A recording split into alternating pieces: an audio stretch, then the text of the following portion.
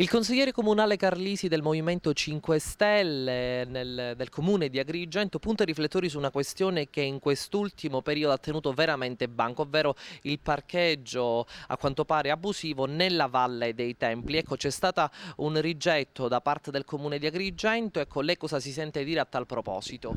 Allora, noi come Movimento 5 Stelle Agrigento abbiamo presentato un'interrogazione all'amministrazione a metà del mese, quando diciamo, il problema è apparso in tutta la sua evidenza. Tra l'altro siamo stati sollecitati anche a livello nazionale dai nostri deputati, quindi ci siamo mossi per tempo. Naturalmente le interrogazioni diciamo, hanno il loro tempo, quindi siamo andati presso gli uffici anche stamattina. Adesso vengo dall'ufficio SUAP a Villa Seta e c'era l'atto, diciamo, di rigetto della SCIA per quanto riguarda il parcheggio.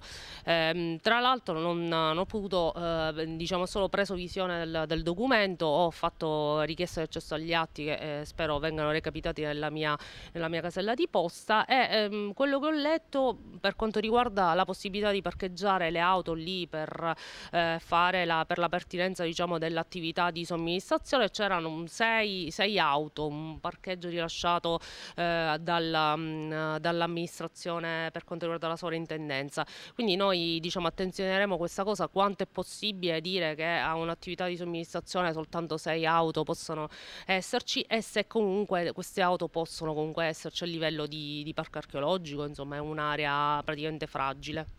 Come vi muoverete in maniera fattiva?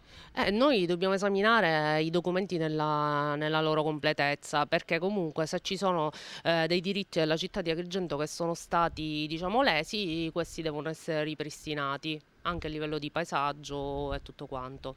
Ed inoltre è da attenzionare anche un'altra importante, rovente questione, che è quella del rigassificatore di Porto Empedocle. Il Ministero dello Sviluppo Economico ha dato l'opportunità ai cittadini a partecipare alla consultazione strategica per il GNL.